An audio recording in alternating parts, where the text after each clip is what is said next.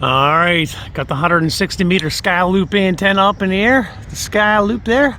I'm so used to talking. Actually, there's my 80 meter still dangling there. I'm gonna leave that in place until I know this is all gonna work out.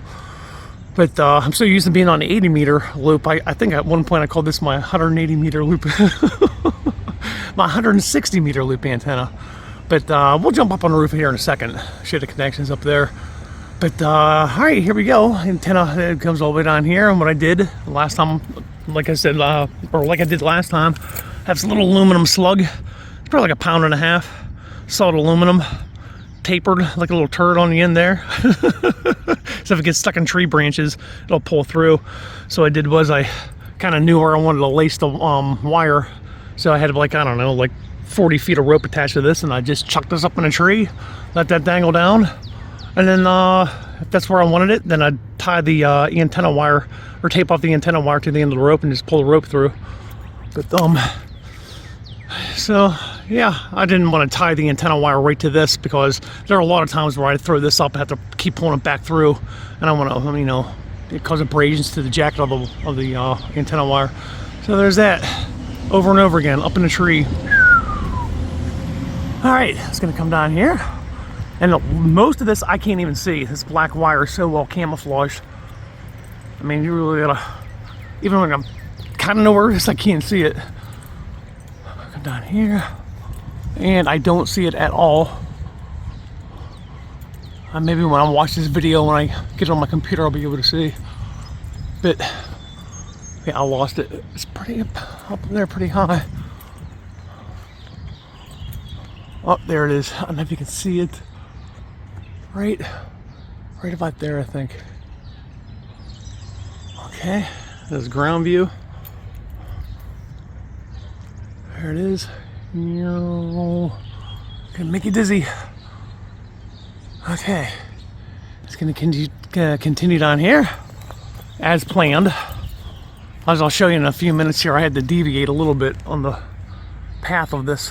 At this point, I can't even see it. I cannot see that wire. One little snag here. It's actually pretty low right here, just because it got stuck on a branch, and I just let it be. Close enough. So it's pretty low right here, and if you can see that, it's right about there, I think. Somewhere in there. All right, now we're gonna gain some altitude rapidly here. And at this point, I cannot see it, which is good. Here, I can't see it. Oh, no, I think I see it barely, right around in there. Well, here's my shed project. Knocked down the old shed finally. Well, lots going on up here. Okay, there she is, right there. Just gonna shoot all the way up to the top of the house. We'll keep going. Getting ready to get the concrete poured here in my shed. Little side note, and it's starting to rain again. Okay, there's the wire. Gotta hurry up here, it's starting to rain.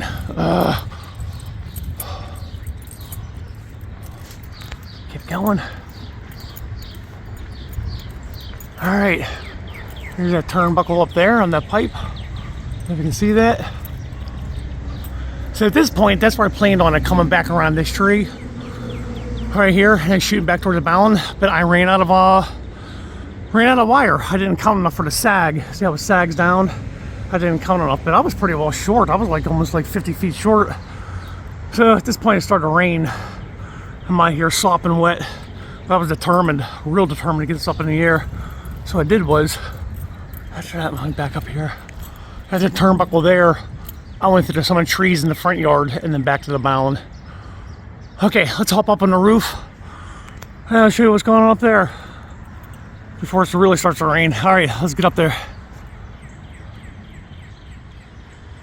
All right, I got to make this quick. This is where I left off last night. I'm telling you, man, it was pouring down rain, soaking wet, but it's not the way I want to completely have it. I have to take this wire and put it under the side of my mast on my rotor. That'll go on, I'm going the other side there. Yeah, there you go. There's a strain relief. I'll get this sealed up.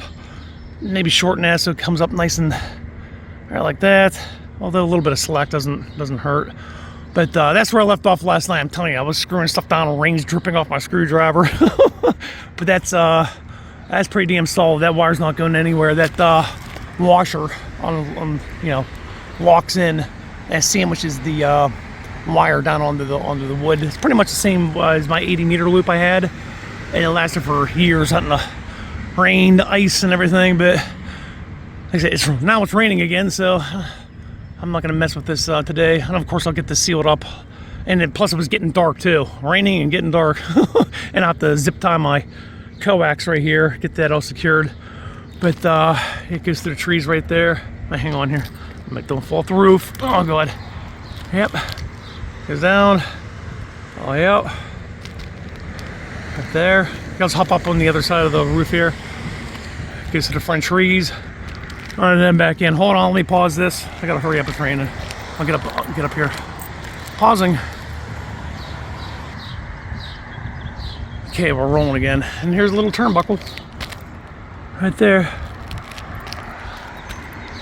Shoots out that way, around the trees, back into the bound. So in the end, I think this works out better than rather than have it come through that tree. More of a true loop-ish, doing it that way, or doing it this way. But all right, more to come. I'm gonna do more testing. I did some off-air tuning with my Palstar AT5K, and yeah, I've got pretty much a flat match on all of 80. But I'll continue, and all of 160. So there it is. I'm already up here pretty high. I know it sags down a bit. I mean, I'm up high here. It's not quite 1,200 feet. Might be 1170, 1165. But I'm already up here. All you can see is horizon, way out in the distance. So I got a good location. All right, before I get drenched again, I'm gonna get out of here, and I'll talk to you guys later. KP68 up here having fun with the 160 meter sky loop.